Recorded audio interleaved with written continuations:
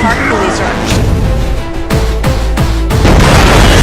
Let's start by storming Blackgate!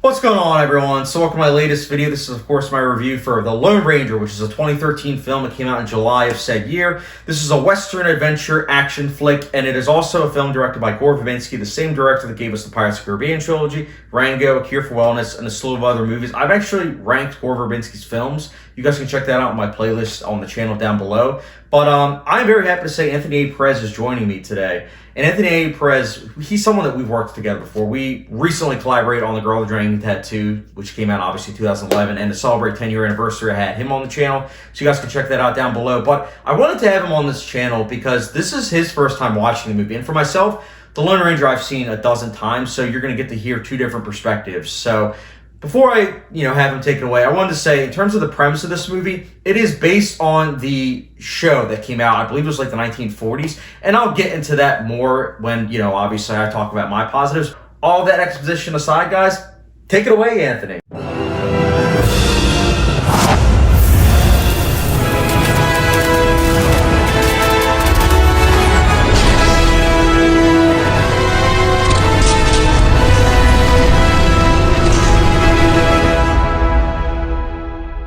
What's going on, Chad and all his viewers? Thank you so much, my friend, for having me here in another video. This time around, you wanted me to check out the film from 2013 that I actually never got around to seeing until this moment, and that is The Lone Ranger, starring people like Armie Hammer, Johnny Depp, William Fichtner, and many others. This is the story of the Lone Ranger and Tonto, and overall what I can say about this movie is to keep it short and sweet. I'm assuming that Chad has already given you guys all the details on the plot and all that jazz.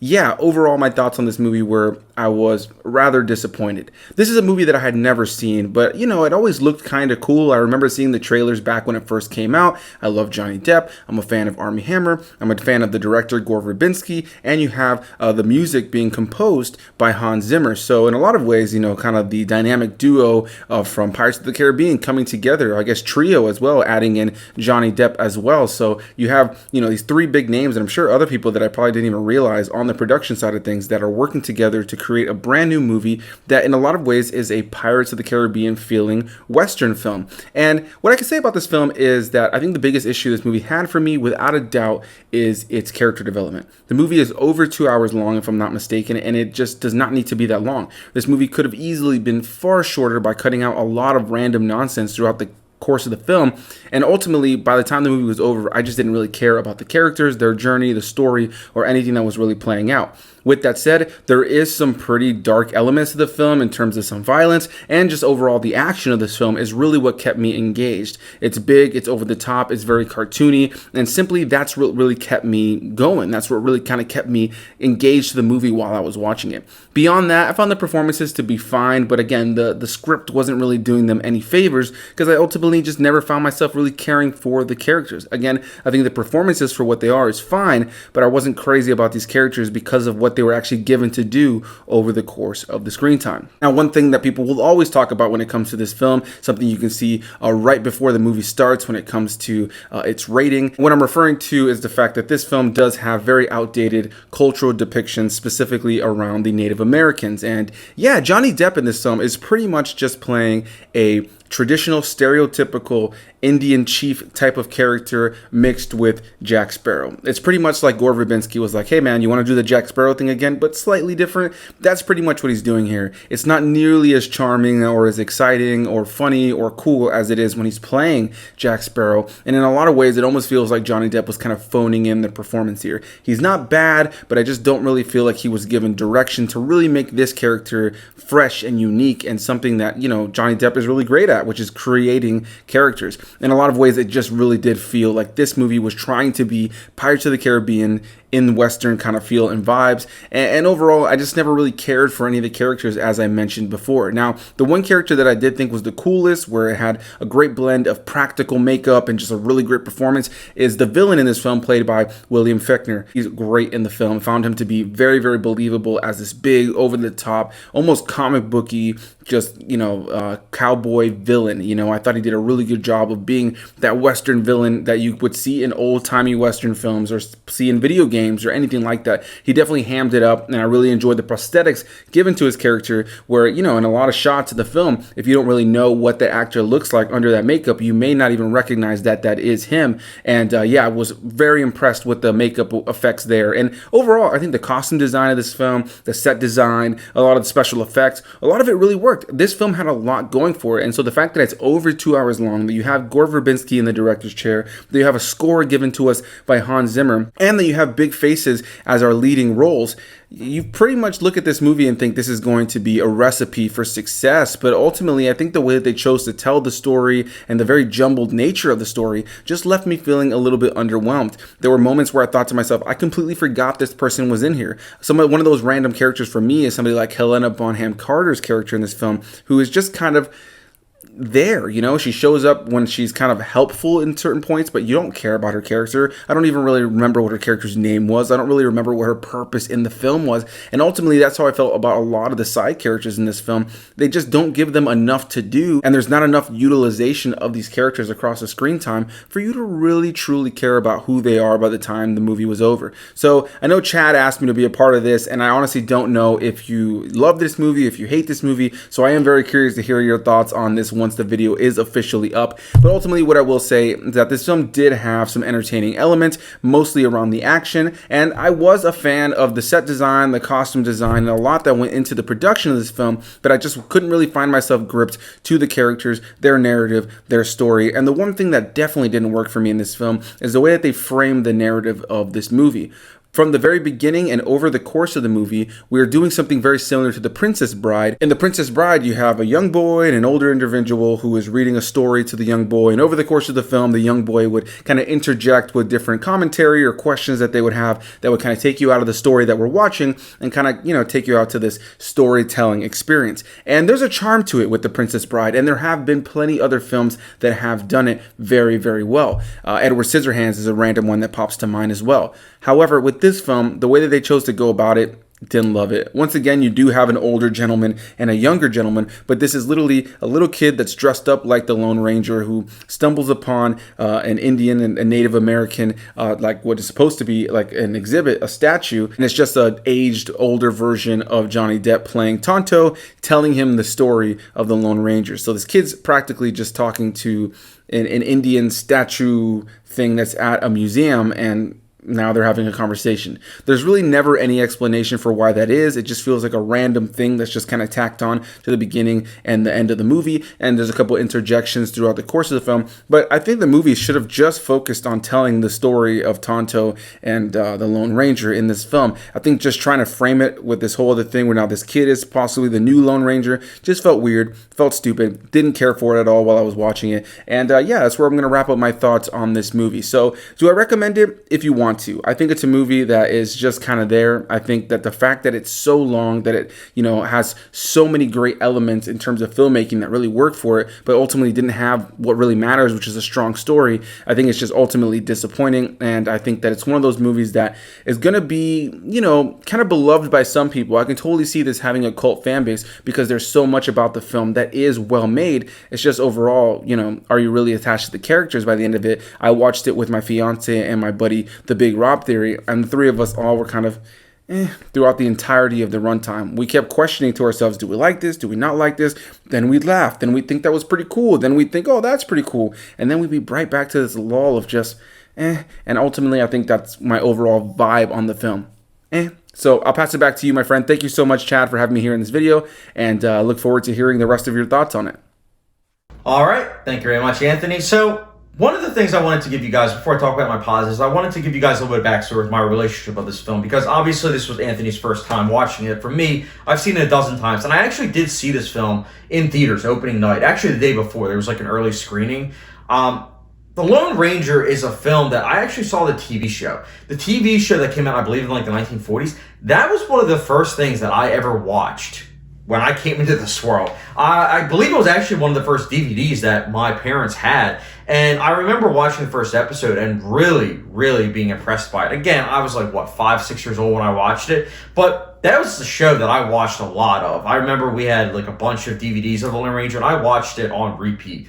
So when the 2013 film came out, I was pretty pumped, especially seeing that it was from the director of the Pirates of the Caribbean trilogy. And bear in mind, at that point, I only saw the first Pirates of the Caribbean because in my household, I wasn't allowed to watch the second and third. Don't ask me why. That's a long story in itself. But I loved the first Pirates of the Caribbean, so I was excited for it. But I then saw the reviews, and I was like, oh no, this movie's not going to be good. But I'll never forget, like 5 minutes into the movie, I heard Hans Zimmer's score start to swell, and I was like, I think I might disagree with the critics on this one. And the rest of the film progressed, and I was like, yep, I disagree. I really like this film. And each time I watch it, it reminds me of why I like this movie so much. This movie has a lot to offer. I don't care what other people say. I really don't. I love this film. I really do. This is a film that the cinematography, especially on Blu-ray, holy cow, it is incredible. I love the dark lighting. I love the juiced up color palette. I absolutely love the camera angles. You know, I love the movement of the camera. It's very impressive. Hans Zimmer's bombastic score is just incredible. His take on the William Overture score at the very end, amazing. And pair that with the action scene at the end. Oh my goodness. That action scene has to be the best of 2013. Not going to lie. And there's also an opening action scene too that I was very impressed with. And I know a lot of people that say, oh, well, those two action scenes aren't enough to compensate for everything that happens in the middle. And I personally disagree with that. I actually really like the story of this film. I think that it is a very interesting take on like Once Upon a Time in the West. It's like a modern take on that, but obviously done in the 1860s. What I liked about it was that it approached these characters in a fly-on-the-wall type of approach. Like, you get to know these characters through their action. Don't get me wrong, there is some exposition early on, but you get to see them through their actions and everything. And I especially loved William Fincher's performance. He was great as Butch Cavendish. My goodness. Really, really good. And I liked how he didn't have like a lot of screen time, so that way when he actually was on screen, you felt his presence. And also, this is a Disney film, and the violence in this is very graphic. Like, it really does push the boundaries of a PG-13. And I gotta give Disney props for this movie, because this movie is not really marketable. They obviously market it as, like, from the creators of Pirates of the Caribbean trilogy, but when you watch it, it's very artsy, it's very weird, it's very strange. It is not for everyone. It is told from the perspective of someone that has dementia. So the movie does have this like off-kilter feel to it, and it definitely does feel like, okay, where's this plot point going? And it's like, you have to keep in mind, it's being told from the perspective of someone that has dementia. So I think that that's honestly a really cool plot device that they utilized, and I think it worked really well. I also really liked the chemistry between Johnny Depp and Armie Hammer, although I will say, and I do have to address this, Anthony addressed this too, well, I do think that Johnny Depp playing the role of Tonto is problematic in itself. But I do think that also he does make it work. But I do also think that a Native American should have honestly played this. The actor specifically that was in like Dr. Sleep, Westworld Season 2, I think he should have been in this role, honestly. I think he would have done a much better job. But I still like Johnny Depp's performance in this. But again, I also do think that it is problematic. So again, I do have to address that. But overall, I really like this film. I like the makeup, the production design, the costume design, the visual effects, the fact that they focus more on practical effects than CGI. And the CGI that is in this movie, it doesn't feel noticeable. It pairs very well with the practical effects. And again, props where props is due, especially in that category. So really like all that. I could go on and on in terms of positives. Again, I really like this film in regards to all the what I mentioned. But I think that some people kind of like hark on the length. And I think that it's not really too fair, because this movie does have a lot to say. It does have a lot to say in terms of its themes and messages, and I do also think that its approach, it's nice to have a movie that knows to kind of like take its time when need be, but also be fast-paced when need be as well. And I think that Gore Verbinski's directing definitely does a good job at this, but I definitely can see why some people might not like this movie, because again, it is very, very odd and very strange, very out there. But again, I have a lot of positives to say, clearly, and I've seen this movie a dozen times. But for me, personally, in terms of negatives, as I mentioned, I think the casting on Johnny Depp is problematic in itself. And I do think that there are a couple scenes here and there in the middle that are a bit slow. And I know I literally was saying earlier in terms of positives that I liked that the movie knew when to take its time, as well as when to be fast. But there are some moments that I do think that it does kind of relish just a little bit in exposition that doesn't really feel needed, because there is a lot of visual storytelling on screen. Some of the humor, I think most of the humor works, but I do think that there are little bits here and there that don't really work too well. And there are a couple predictable moments. Like, I think the romance isn't the best.